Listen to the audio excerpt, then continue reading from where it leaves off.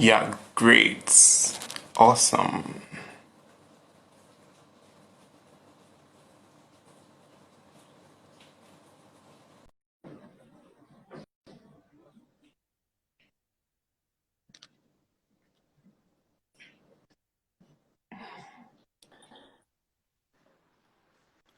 Hey, how's it Hi, going? fine. Good to see you. Good, Wow. good, good, good.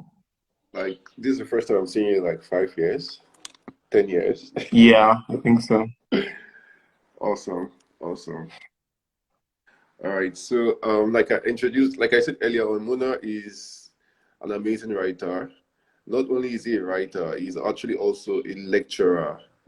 Like, he's a lecturer. Like, you guys should take that in. I mean, like, so like I'm so stoked myself to even like be a part of this because I believe that I'm going to learn a lot from you. You are a very subtle but very intelligent person. So like I'm super happy, super excited for this masterclass. So let's kick it up. Teach us your ways, sir. If I can you just stop that, please? All right, Mona, you can start. Okay, great. I think we have about 7 people live here now. Yeah. And yeah, so I'm just going to go ahead and start. Like, I just really wasn't sure how to prepare for this class. I wasn't sure what to say. I wasn't sure the kind of people we have here. Yes, the network can shame me. You know what? Just give us just like share your wisdom with us. You're a wise man. We are we are we are ready to learn from you, sir. Just we are your students. Hi, Chime. Hi. It's been ages. Chime, it's been ages. So nice of you to attend.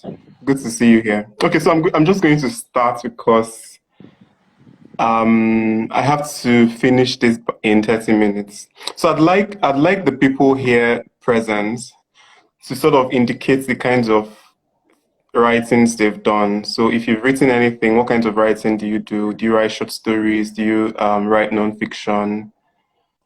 Um, yeah, just so that I know the people I'm talking to. Okay. I'm going to hold on a bit to read comments.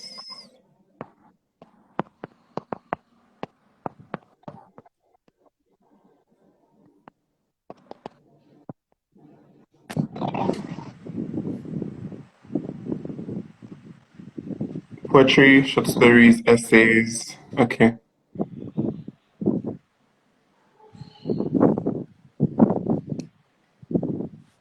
I don't know what he means by Penthusia. Don't give us a choir line. Sorry? No, I'm really one of the. Oh, someone said I write erotic short stories. Great.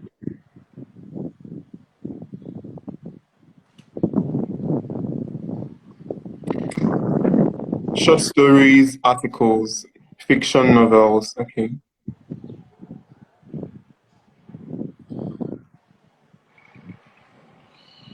Okay. So I guess we are all writers in the room. Poems and love letters mostly interesting, made of human. Okay. So I think I'm just going to start by putting out a disclaimer here that I mean, I I am not what you may call a fantastic short story writer. Um, I haven't written a lot of short stories. I can count them. I think I've written about 6 or 7. Um, I don't have a novel. Yeah, so I'm not what people may call a fantastic short story writer. And then someone may then ask, what are you doing here? Why are you talking to us if you don't write short stories? Why are you coming here to teach us how to write a memorable short story? Well, I'm coming here from the perspective of a reader. as someone who likes reading short stories and um, someone who sort of knows when a story is working and when a story is not working. So, because in conversations about writing, a lot of times we go for events and all the conversations are, Muna, are you reading the comments? yeah. Well, yeah, a lot of times you go for writing events and most of the people talking are writers. Oh, there's always room for writers to talk about their works and, what they did and what worked and what didn't work. But we rarely have readers joining in that conversation because it's like two sides of a coin, and like those two sides belong to that same coin. It's not, one is not separate from the other. So a lot of times we don't ask readers, what do you enjoy in this story? What do you like in this story? What worked for you? What didn't work for you? And if you want to be a good short story writer, or even a novelist even, you have to think about the reader when you're writing. So it's not just about yourself. It's not just on your own end.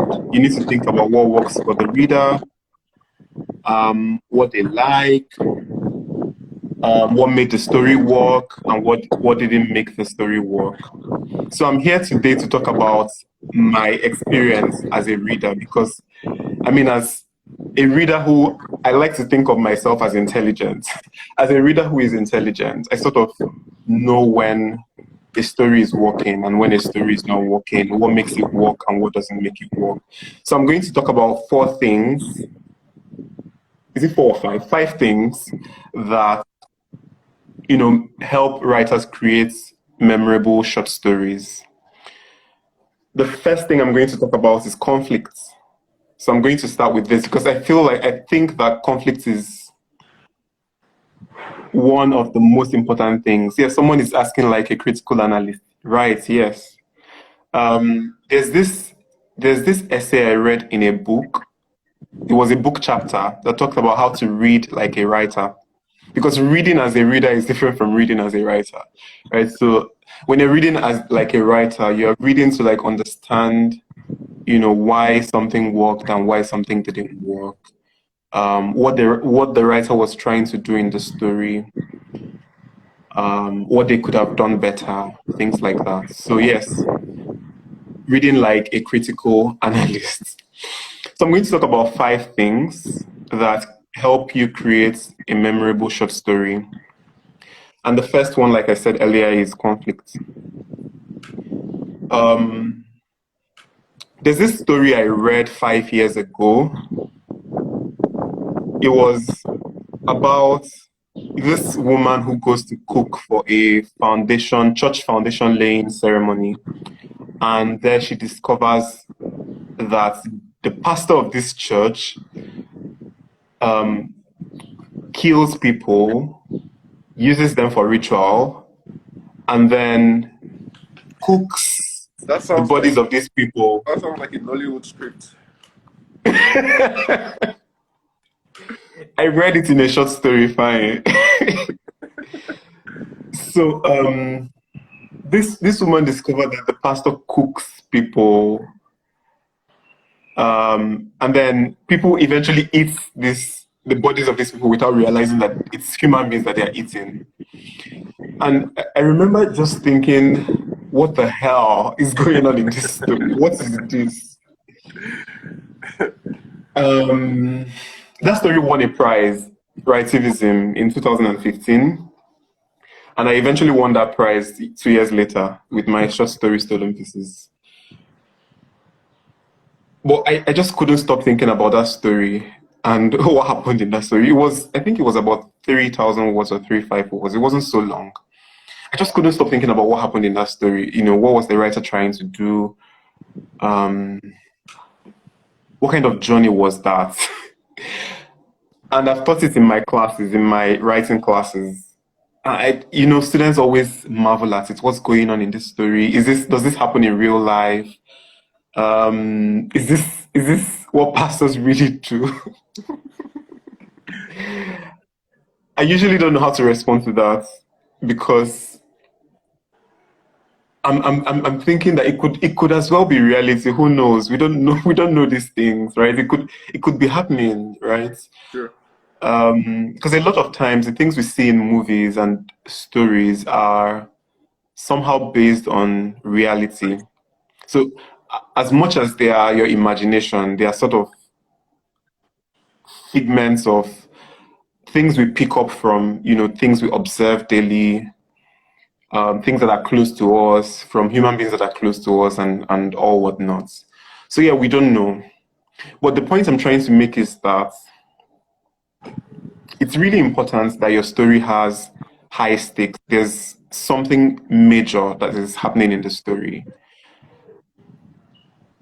I don't think there's any story that doesn't have conflicts, right? It could be conflict within the person, it could be conflict with other people, it could be conflict with society, it could be conflict with technology, it could be conflict with religion. But then the thing is that there needs to be something going on, and that something has to be major. It has to be something that makes me stop and think and wonder, oh really, can this kind of thing happen? It could be fantasy, it could be thriller, it could be anything, but let there be something, right, that is going on in the story, something big, something major that will make the reader pause and question reality. Mm-hmm. Yeah, so that's that about conflict. And sometimes in stories, you can find stories where you don't have a lot even going on. There are stories that are usually very quiet, and sometimes like the kinds of stories that I like to write, you're also wondering, okay, where is the conflict? It doesn't feel like something is going on, and it can be very simple, but underneath it, there's usually something happening, right? And sometimes the writer starts by by giving us just a glimpse of the character's life, Yeah. and then they go on to now reveal something about them that would then be shocking. So you might start the story thinking, oh, nothing is going on in this story. And then over time, something happens. And it could be something that is happening within the character, not outside of the character. It could be Yeah. something that is internal, an internal dynamics that they are having to deal with. So it doesn't always have to be noisy. It doesn't have to be something big and something external. It could be something internal as well. Like this lady, Elizabeth Strauss, who happens to be my current favorite writer. Her stories are usually very quiet, and you can sometimes feel like nothing is going on in the story, but then a lot is happening. If I don't know if you've read stories like that. Yeah, I have. I think Alice Munro also has stories that Yeah, have that effect, where yeah, it's almost like she's talking about everyday life, but there's some conflict,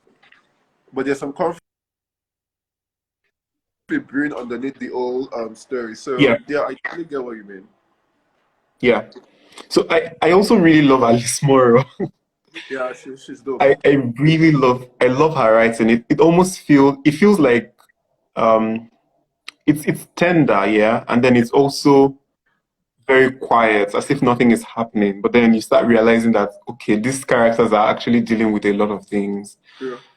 Um yeah, but then I don't know if we create such stories. I don't know if we have Nigerian writers creating such stories. A lot of times we have, like, I think it has something to do with our culture as well. Like there's a lot of big things happening in our stories, like a lot of noise and like a lot of drama, Yeah. sort of reflecting the kind of life we live Sure. in this part of the world.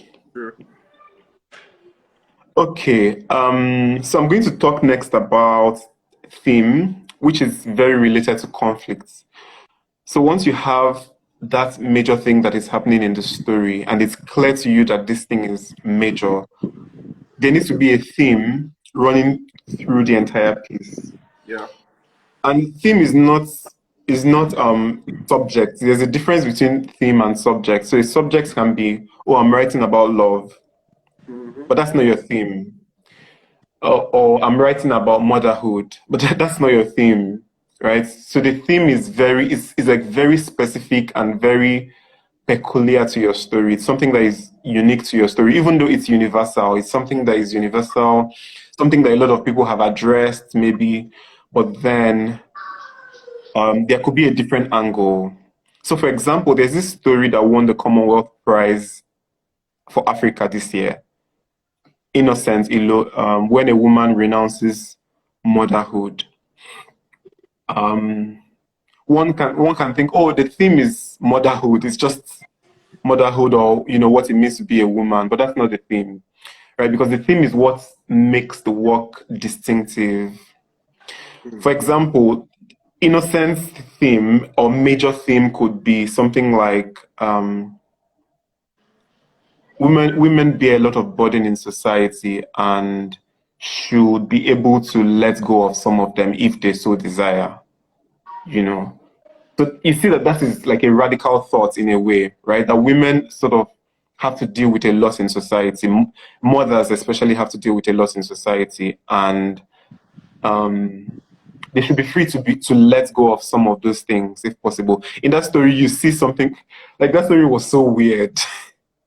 You see something like a woman saying, "Oh, I'm done with motherhood. I don't want to do motherhood again. I renounce my motherhood."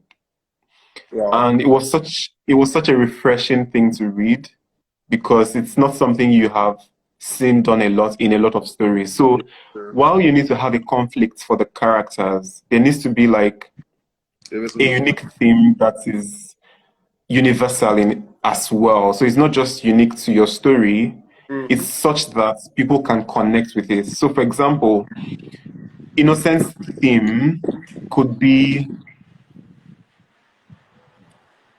I mean, it could be very peculiar to his story, but then it's something that people have thought about a lot as well, right? That women should be able to, um, maybe not in that literal sense of relinquishing motherhood or renouncing motherhood, but then in the sense that they can say, oh, I need to reduce this burden. This thing is on my neck, and can someone just help me take off some of the things that I'm having to deal with?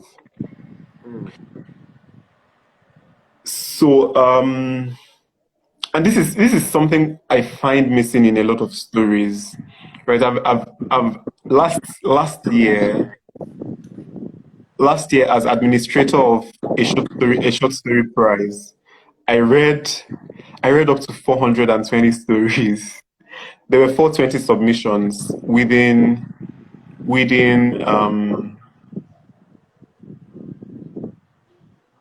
6 weeks. It wasn't up to 2 months, and I had to read the stories first with a couple of people to whittle it down to the 20 that we will send to the judges.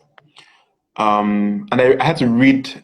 First of all, I had to read 400 and something of them, right, with other people to reduce it to 220, and then afterwards, I had to then read further with other people to reduce it to 20. And I must say that beyond conflict, we were also looking for themes, right? Themes that people haven't addressed before, that I haven't seen in other stories, things that are peculiar but also universal, right? So that's a very important trait to have when you want to write a memorable short story. And then we'll talk about plots. We're going to have time to ask questions. I'm sure that a lot of people will have, or some people will have questions. We're going to have time at the end to address some of your questions. So do not worry. Let's talk about plots.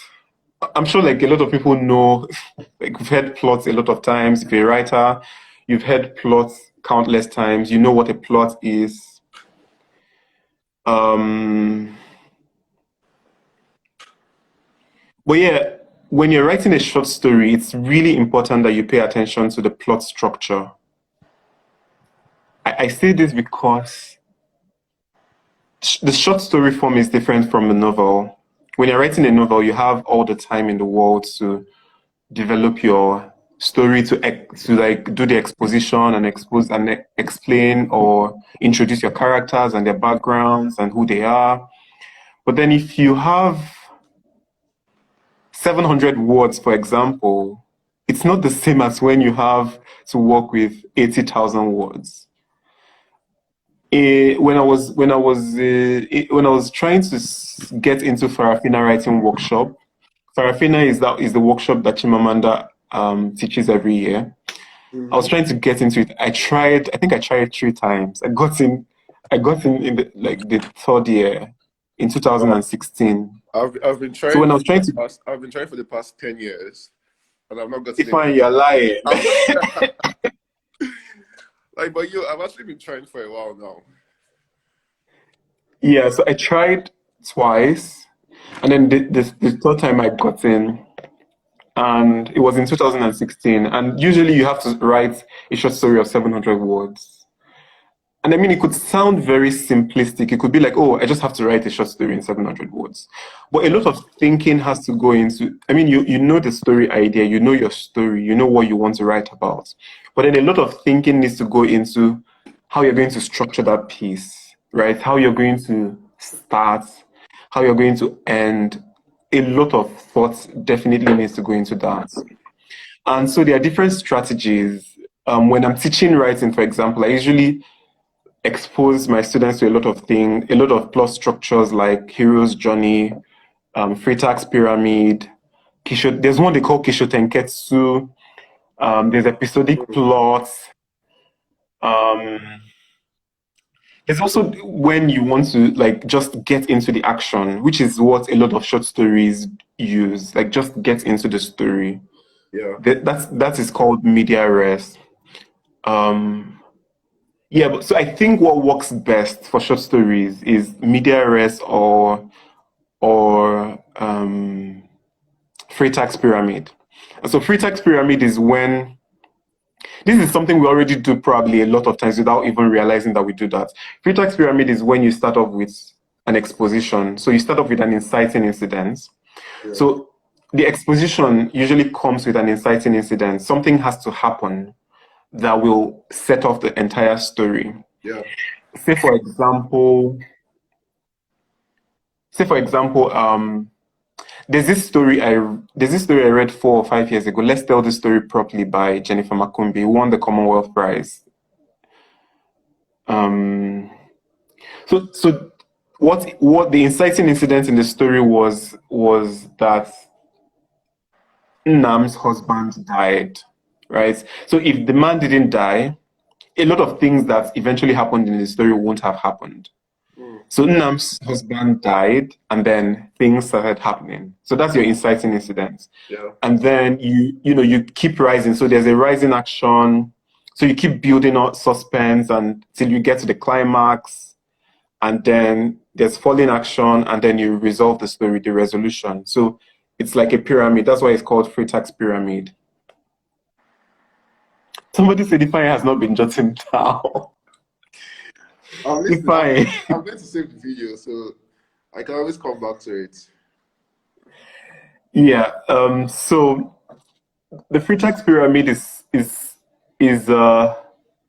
something a lot of writers use, especially in novels as well. So, for example, in Purple Hibiscus, it uses Freytag's pyramid so well. The beginning sentence is the inciting incidents, right? Things started to fall apart when Jaja did not go for communion and Papa flung his heavy missile at him or something. I think that's how it started. Yeah. So that's like what sets up the story. Jaja did not go for communion, and then the man got angry and a lot of things happened. So you then keep building on conflicts. You keep giving the protagonist more and more conflict to deal with until it gets to a climax. And the climax is where, at that point of the climax, we're asking, okay, so what happens after this? This is like the high point of the story.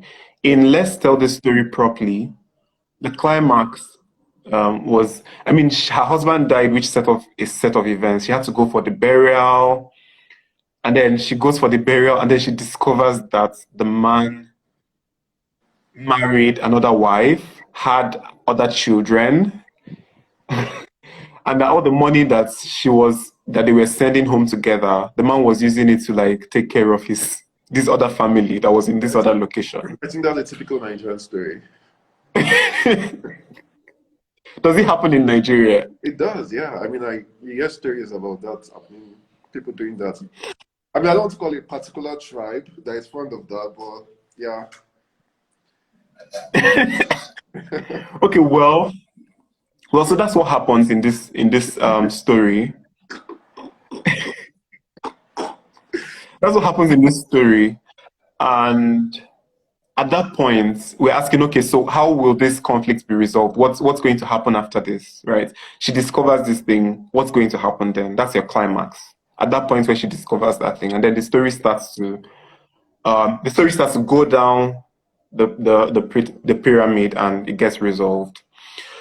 So you need to like think carefully about your plots. Use things like flashbacks. Now that I'm talking about plots, there's this story that I really like, because plot is not just, oh, I started this way and I ended this way. You need to be very inventive and very original about how you use plot if you want to write a memorable story. And before I talk about that story that I really like, I wrote this story that I wrote, Stolen Pieces, that won the prize in 2017. Which I think it won the prize because of that plot, not necessarily because of any other thing, because I think I was a horrible writer then. I'm a much better writer now, and I would have handled that story differently in terms of character development, language. Yeah. But I think one thing that I really got that I'm so proud of with the story is the plot.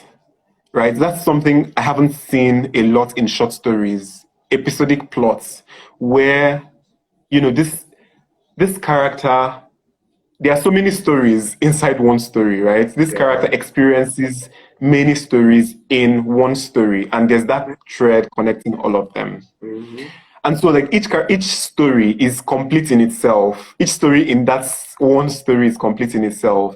Each story has an exposition, has a climax, has a resolution. The same thing for the next story, and till the end of the entire story. And that's not something I've seen in a lot of stories. So that's something I'm proud of. We need to be very inventive with plotting, like plot structures, when we write stories, if we want people to remember them, because these are some of the things that people will remember. I'm also thinking now about this story that I don't know, I can't easily forget. It's called The Future Looks Good by Leslie. Leslie, by the way, Leslie Neka Arima is one hell of a storyteller. She's a fantastic storyteller, and I really love reading her stories. The Future Looks Good takes place, the entire story takes place at one spot, right? Everything happens in one scene. The woman is struggling to open the door, and a lot happens in that scene. So Leslie intelligently takes us back. Leslie intelligently takes us back to the character's history, and then comes back again and resolves that story at that spot. It was so, I don't know if I've seen a story that was so masterfully done that way. It was so intelligently done. Sorry, again, The Future Looks Good. Yeah, The Future Looks Good. So it starts off from the woman trying to open a door. Okay. Yeah, she's struggling to open a door. And then the writer takes us through her history, her grandmother, her mother, her parents, and her sister, and then comes back to that spot. And then something happens at that spot, actually. Something you wouldn't expect happens at that spot.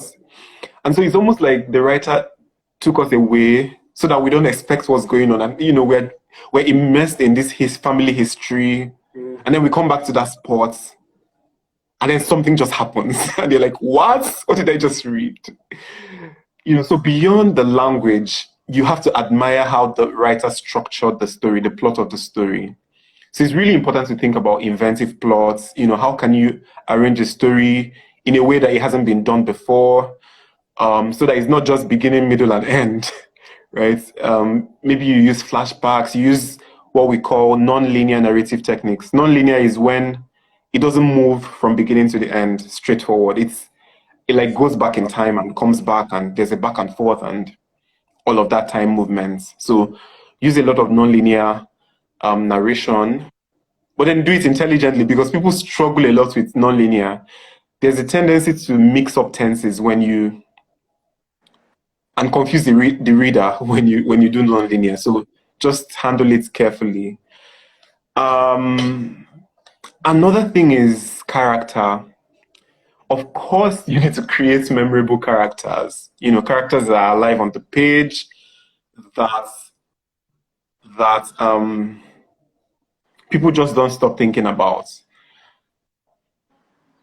And I'm thinking of Olive Kittredge by Elizabeth Strauss. Like, man, that woman, that Olive Kittredge stays with you, right? It's a collection of short stories, but like the story just stays with you. Something about the character being so alive, and you can almost imagine that this character is here with you. It's like a human being. So when you get to that point when you create characters that are so alive that I can imagine them in real life, then your story will definitely be memorable. People will remember them. Someone says, I Made of Human says, I love stories that play with time. Don't we all? I think a lot of people do that, because like I like stories that surprise me, that it's just not the convention. I think even when it comes to movies that have flashbacks are always very like engaging, because it goes back and you're like, oh, that's how this character became like this, or that's how this character transformed into who he is today or who she is today. So yeah, it makes so much sense. Yeah. Because it sort of also helps you to understand the character a lot more, and understand their motivations, and their history. Because, so for example, I was thinking about this. There's a story I read recently, The Year of the Sun. I think it was published a week or 2 years ago, by this new magazine, Saraba Magazine, and The Year of the Sun. Like, it's a short story, but like it has elements of Achebe. It's historical Igbo fiction, and it has elements of this very. You had me at historical fiction. Sorry? You had me at historical Igbo fiction. That's the kind of I love stories like that. Achebe. Do you write stories like that? I love stories like that, like, and they are kind of rare today. You rarely see stories like these days. Yeah. So someone is asking you, how do you create such characters? Backstories, mostly emotions, perhaps? Are there other ways? I'm going to come back to this when we are done.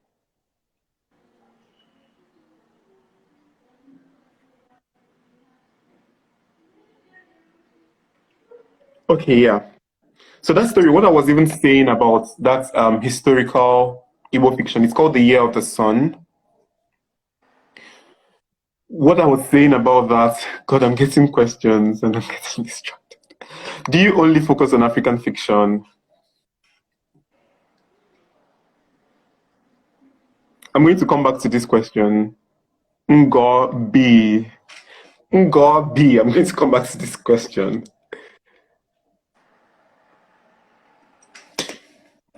Okay. So yeah, what I was even going to say about that story is that there was something about the way the writer created the characters that made the characters so alive and made them so relatable and made them so human. In a way that, and I'm sorry to say this because I really love Achebe, in a way that I didn't feel like that human thing in some of Achebe's characters. There's something about, and I'm going to explain why that happens. There's something about Achebe's kind of narration especially in Things Fall Apart, that is sort of distance. It's the point of view that he uses, right? Using that omniscient point of view where the narrator is like sort of looking at everyone. And when you do that and you don't focus a lot on one character, there's a tendency for you to not make the characters like fully realized or make them fully human. I think he focused really well on Okonkwo. Okonkwo, yeah. Yeah, and he also showed Okonkwo having, like, when Ikemefuna died or when he was killed, he brought out some emotions that we were not, we didn't see earlier on in Okonkwo. So I'm not so sure what you mean by achieving not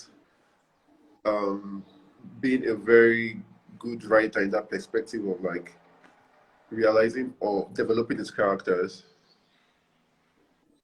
Oh yeah, so I didn't say he's not a good writer. Okay. I think what I was saying is that the characters, a lot of the characters didn't feel alive to me. Okay. And that could be a personal thing. And I think there's even an interview that Achebe even acknowledged that himself.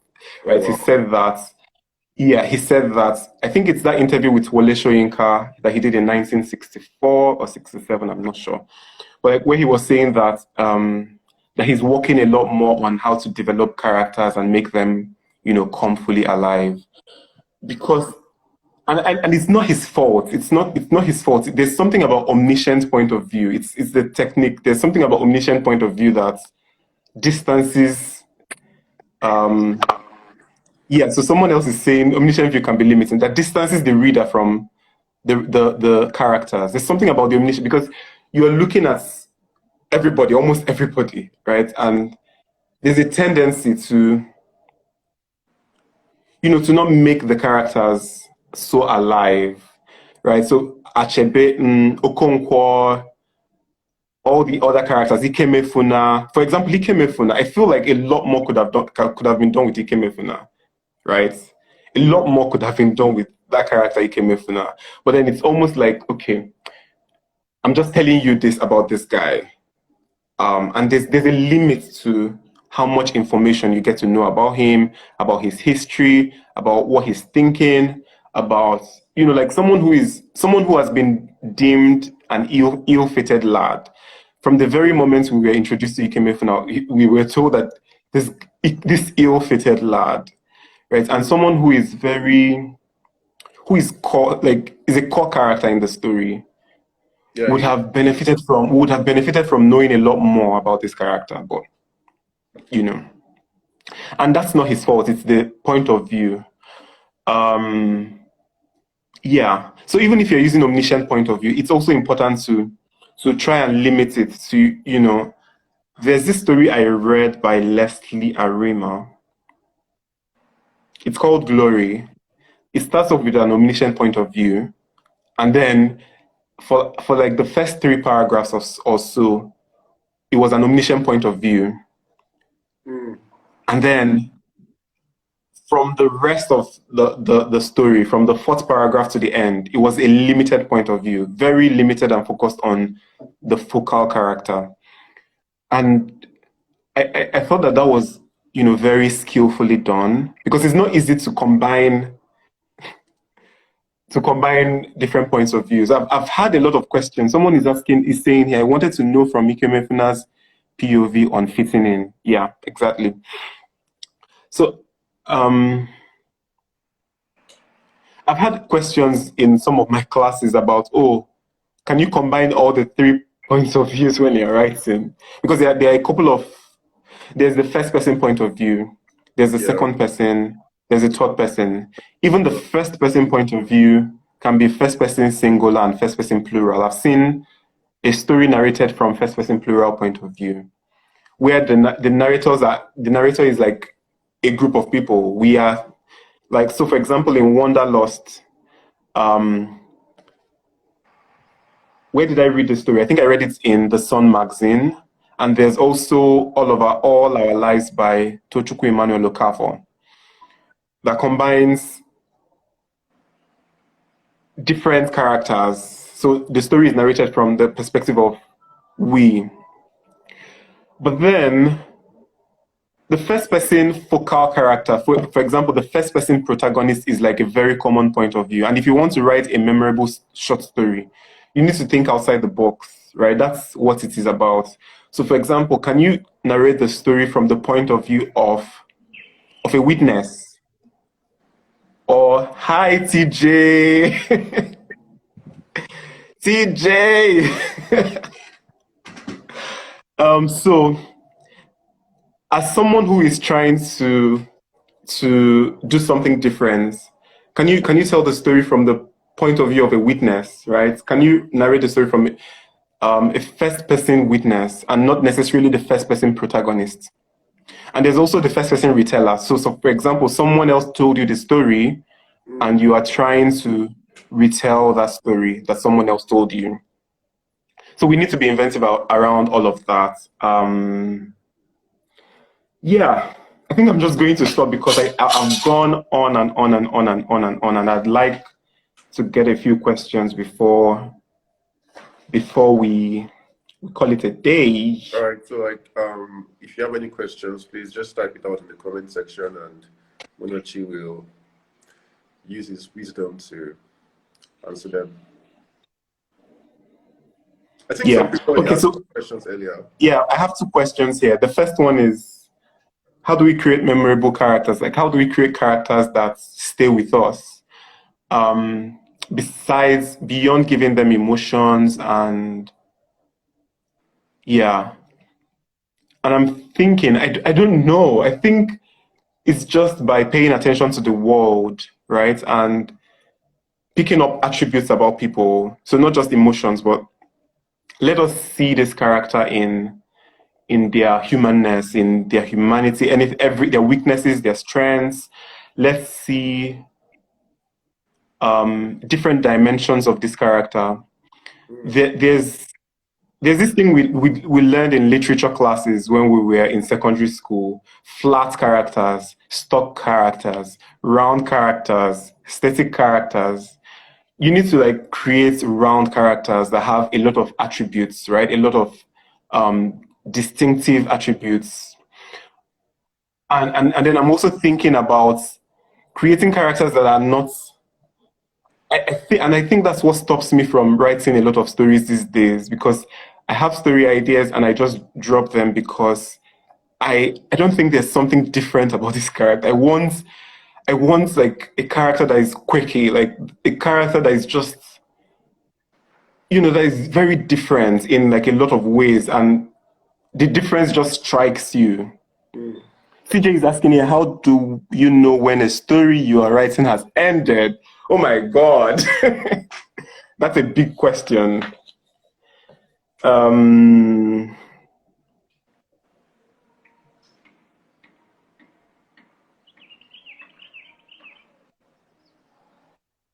just taking notes so that I don't forget.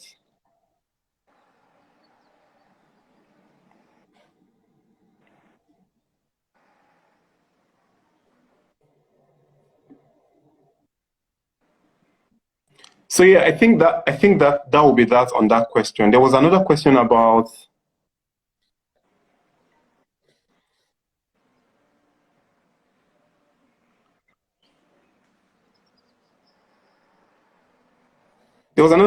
whether I focus only on African fiction, and I wasn't sure whether that question was about reading African fiction or writing African fiction.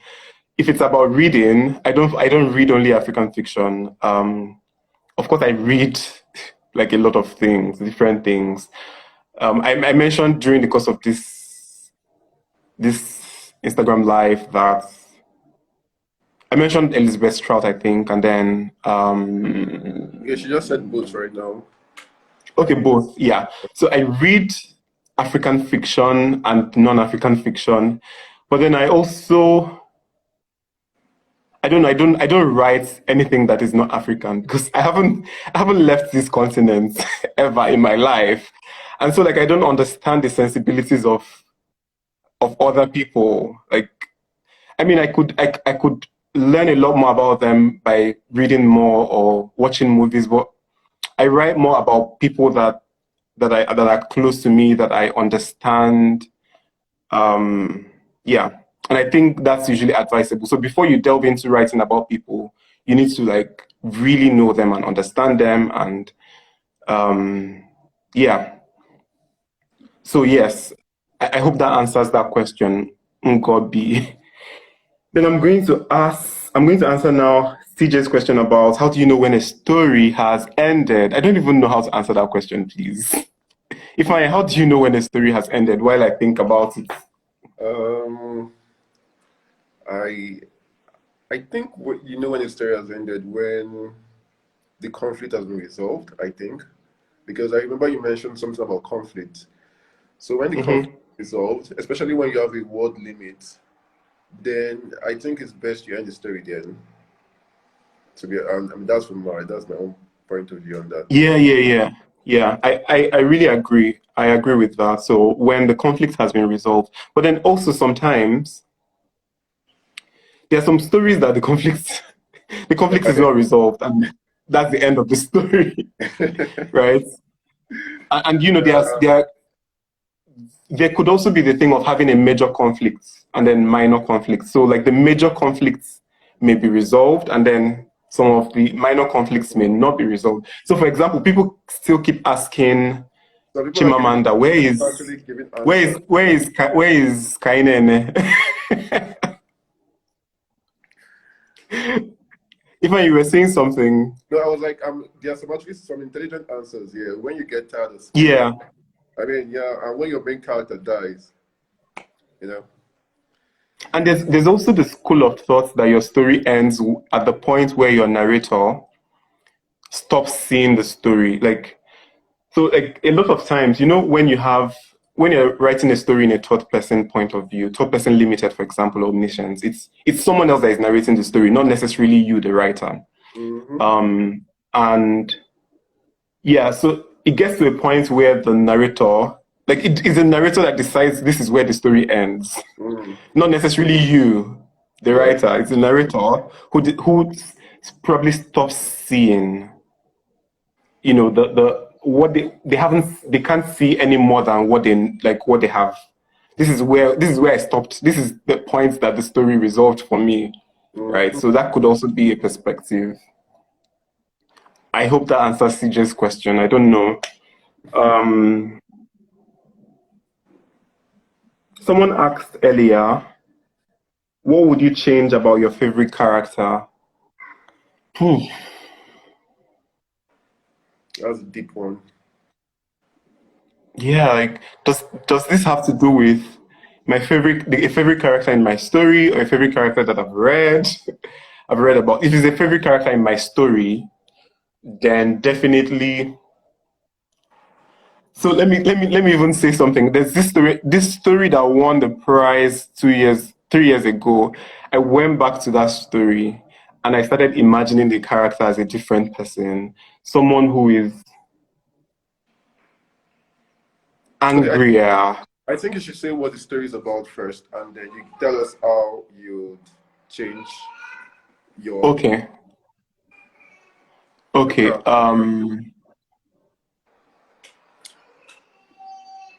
Oh, it also Yeah, so said the person asking story. the question is saying it's not character, it's story. So what would I Yeah, change about my favorite story? Is it a yeah, story by me? Is this a yeah. I story think I've you should. written, or Let's wait till it gives a clear. is it a story I've written or a story that I love? Because I think my favorite story is not my own story. It's someone else's story, or a story that was written by someone else. So what do you mean made of human?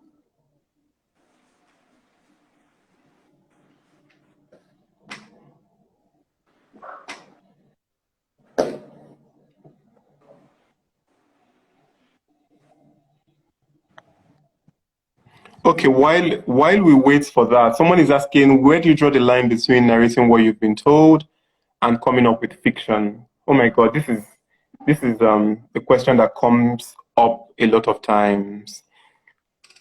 I'll get back to Made of Humans question later. Okay. So What was that question again? Oh my God. So you say, where do you draw the line between narrating what you've been told and coming up with a fiction?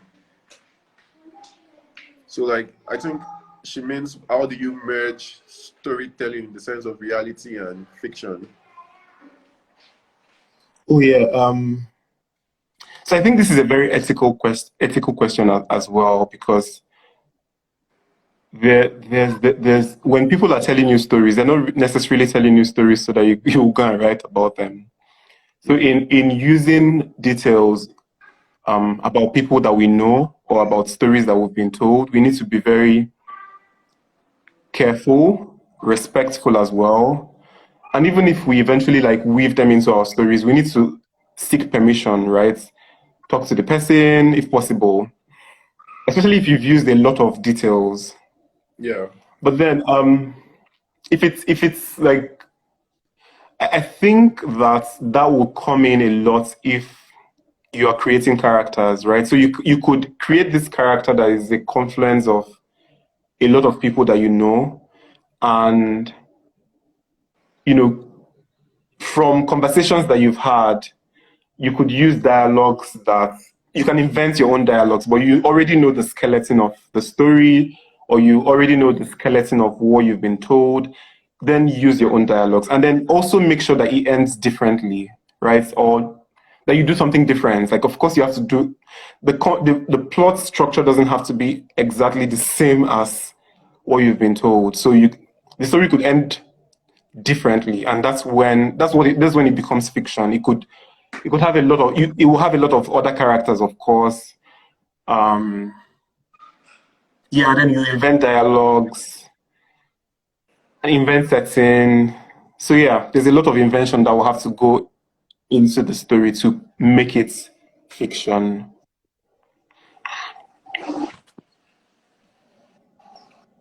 Oh yeah, true. This is true. I agree with you. There's a lot of disclaimer that any resemblance is coincidental, although we pick attributes of people we already know. I agree. And I don't know if we can avoid it. I doubt that we can avoid it. Even when we write genre fiction like sci-fi, thrillers, romance, we tend to borrow a lot from, human beings and like the people around us. Mm. Um, the important thing is that you fictionalized it, like you've made it your own. The character becomes your own. It's not necessarily. So, for example, I tell people that, and I feel like this is the first time I'm even admitting it. I tell people that Stolen Pieces is not about me, but like it has elements of me inside it, right? But the entire story is not my story, right? There are a lot of things I invented. Of course, I can't even speak the way that character spoke. So like the character is almost like very funny and very, I would say, local in a sense. Um, and that's not how definitely not how I speak. So I invented a lot of things around the character, the other characters in the story, the dialogues, the setting. But yeah, there are elements of myself and even experiences of other people that are in the story. But like you probably wouldn't know so much, right? If you read the story and you were in that story, you probably wouldn't know because I made up a lot of other things. Yeah. So I hope that answers that question. Someone asked earlier, how do you deal with characterization in 150 to 400 words? If I don't know if we still have time. This ends Yeah, in 1 hour. we do. No, Are don't you just sure? yeah, we do. Okay. Just take. So someone asked here, how do we deal with characterization in 150 to 400 words? I would say that is very possible. Um, you may not necessarily dive really deep, but like you will make the character relatable.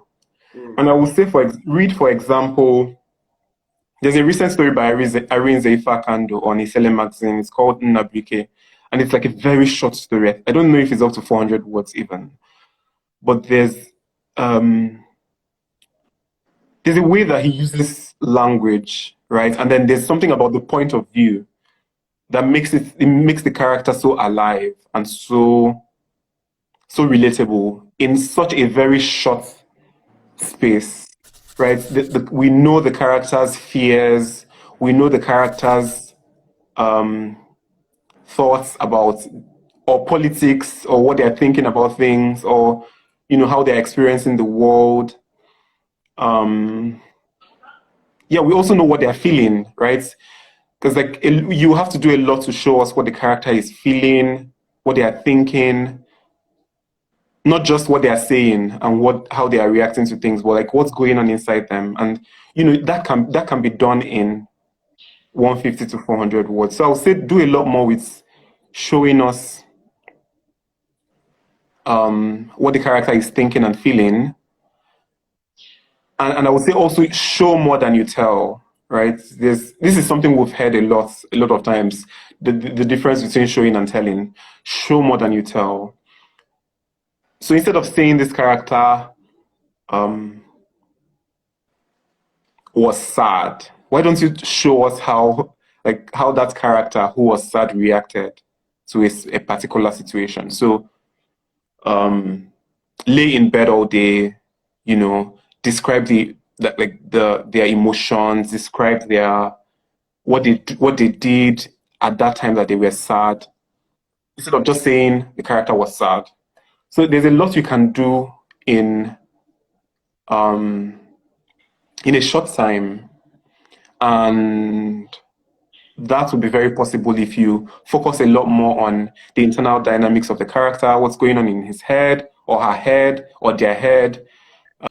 We'll just round up and then end. So I was addressing the question about how to achieve characterization in 150 to 400 words.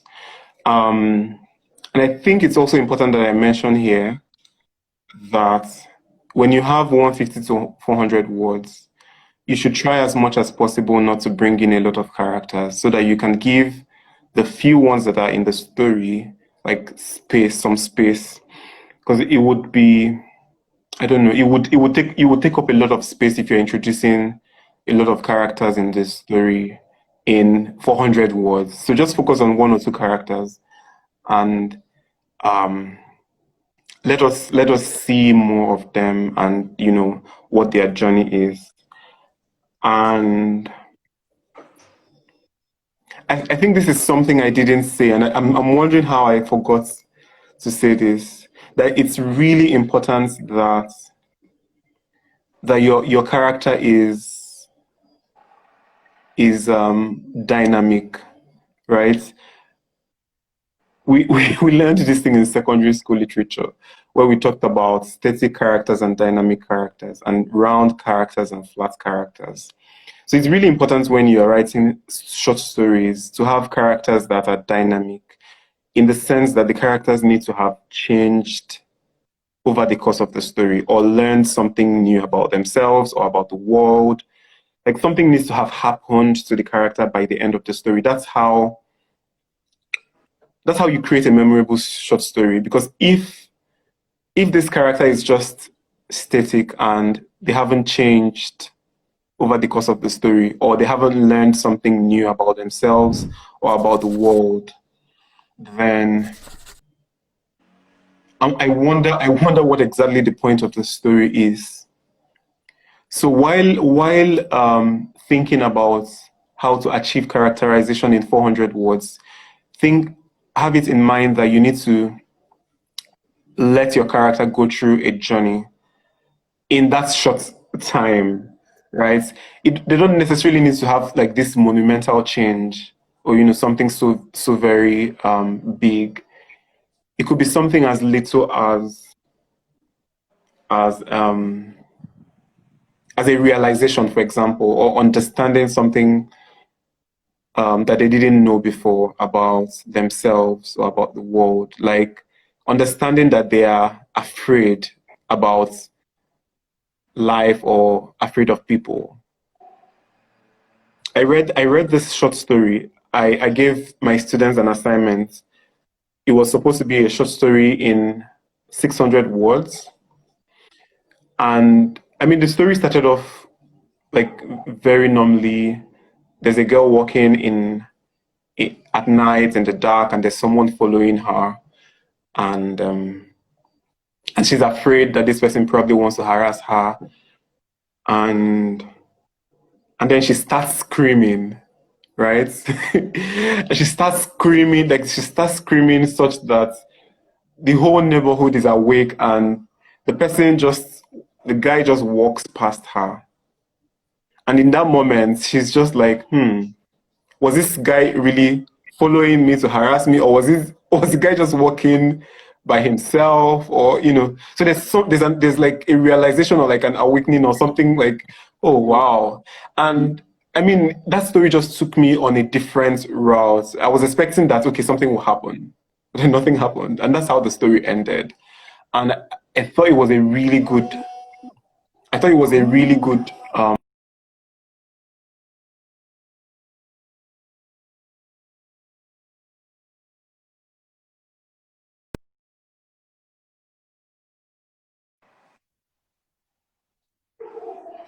okay, so I think that's where I'm going to. Someone else asked this question: what would you change about your favorite character? And the person specifically mentioned Elizabeth Strout, that's Olive Kittredge. What would I change about my character? The honest answer is I haven't thought about it. And now that I'm thinking about it, I don't know if there's anything I want to change. I love that character a lot. Okay, I think that was made of human, and you later Yeah, clarified Made of Human. story. What would you change about your story, not character? Oh yeah, what would I change about my favorite story? Yeah. Um, yeah, so my answer would be the same thing, I think. I don't know. The thing is, I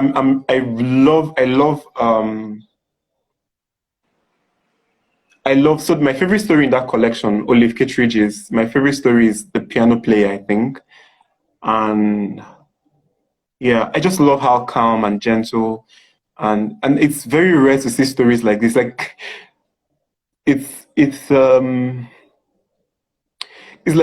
mark of a powerful storyteller, a powerhouse, to be able to tell a story so calmly, so gently, and in a way that is still very captivating. Right? You're not there's no much drama, nothing serious happening. It's just a very quiet story, but like a lot is going on underneath it. And yeah, I don't think I would want to change anything right now. If anything, I want to write characters and stories that work like that. I want to write stories that are so fully realized, like The Piano Player.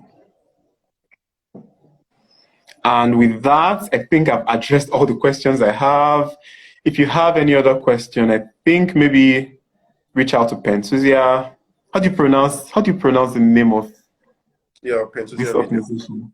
Penthusia Media. Great. So if you have any question, please reach out to them and I will address them afterwards. Thank you so much for attending, everyone. Thank you so I much. had a great time. I think someone is asking the story title, the one you just talked about. Glory, right? The Piano Player. Right, piano player. I mean, it's difficult to even say that The Piano Player is my favorite story in that collection, because there are lots of really great stories in the book. Is called Olive Kittredge, and it has like a lot of fantastic short stories.